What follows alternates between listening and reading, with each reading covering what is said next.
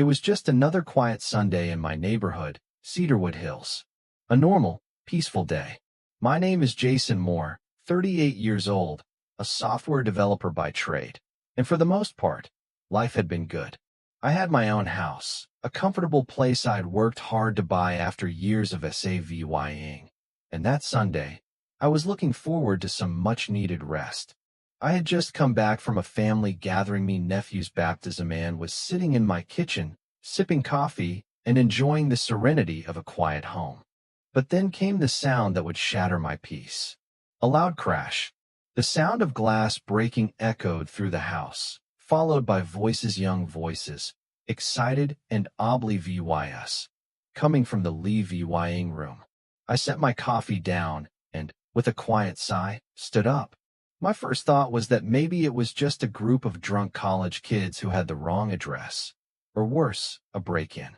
But as I stepped closer to the living room, I didn't expect to find what I did.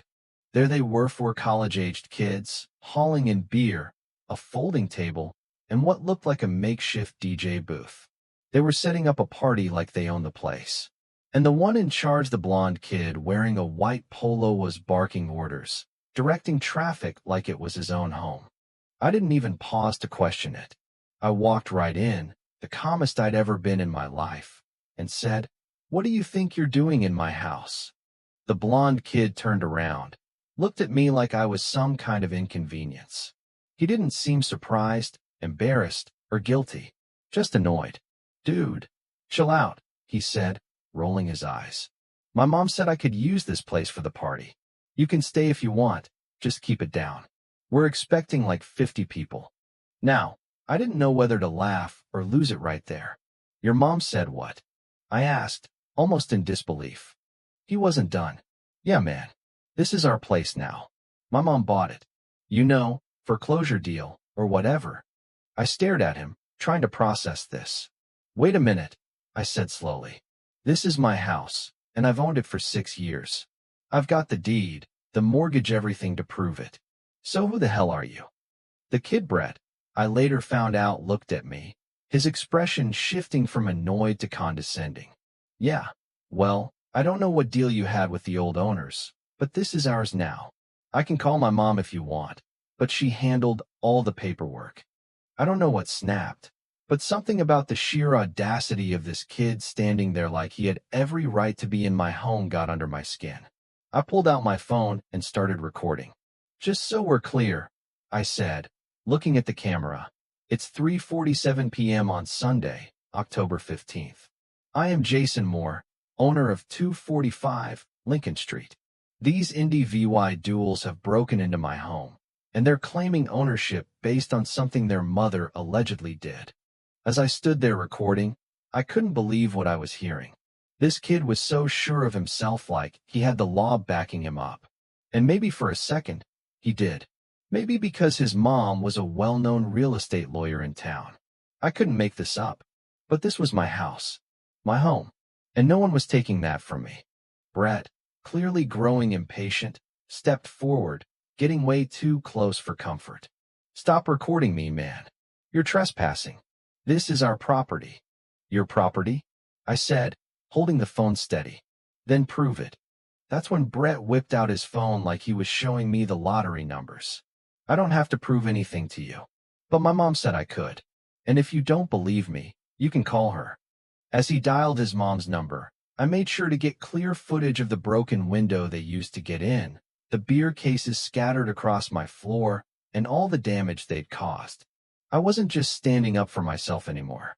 This was bigger than me. This was about making sure they didn't get away with this. Barb Harrington, the mastermind behind this, picked up the phone and explained everything. She even said it sounded like her son was confused about the property. But from where I stood, Brett didn't look confused. He looked like a kid who thought he could get away with anything, and his mom was there to back him up. The police finally arrived about 20 minutes later. I'd already contacted my lawyer, my insurance, and even my security system provider. I had all the evidence I needed. But when Officer Williams stepped into my living room, Brett immediately launched into his performance. He pointed at me and said, "Officer, thank God you're here. This guy broke into our house, and he's been really aggressive. And now he's recording us without permission." I could see it in the officer's eye. She was weighing the situation. He was looking at Brett, the fresh-faced college kid in the polo, and then at me standing there in my suit, the adult in the room. There was a shift in the officer's posture. I could feel it. He was starting to question everything Brett said. The officer turned to me. "Do you have proof of ownership?" he asked. I handed over everything: me deed, my latest mortgage statement, my property tax records. All in my name. I made sure the officer saw every document, and Brett's smirk started to fade. But he wasn't done. No, Brett had one more card to play. "Those documents could be fake," he said. "My mom said some people do that to claim properties." Now it was my turn to look at him like he was the fool. "Then you call your mom. Let's hear her explain this." And that's when Barb Harrington, who had been nothing but a voice on the phone up until then, made the mistake of digging herself in deeper. She confirmed that there had been a mix-up, but what she didn't realize was that this mix-up was about to expose her entire scam. She was a lawyer. A damn good one, too. But the thing about lawyers who think they can get away with everything is that they forget one simple fact: they're not above the law. And that was her downfall. The officer, after hearing Barb on the phone, looked at me, and then back at Brett, who was now visibly shaking. It wasn't just about the house anymore. It was about fraud, breaking and entering, conspiracy, and they were all about to face consequences. The rest of the story played out like something out of a crime show. The cops found out everything. Barb had been running a real estate scam for months, targeting vulnerable homeowners. Brett wasn't just a kid acting out, was an accessory to the crime. And Linda Kowalski, Barb's assistant, got caught up in it too, trying to cover up the fake documents. And you know what? When it was all over, when the paperwork was filed and the criminal charges started stacking up, it felt like a weight was lifted off my shoulders. Justice was served. The system worked. But here's the twist: it wasn't just about me. I wasn't the only one Barb had targeted. She tried the same thing with other families. Older couples. Families in financial trouble. She'd even tried to con Vince, the elderly couple next door, to sell their house under false pretenses.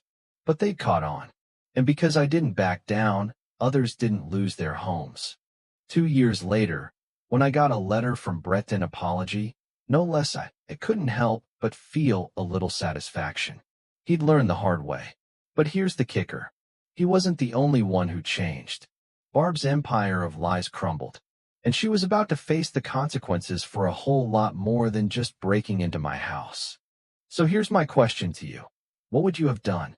Would you have let them intimidate you? Or would you have fought back like I did? Drop a comment below, share your thoughts, and let's talk about justice, power, and what it really means to fight for what's right.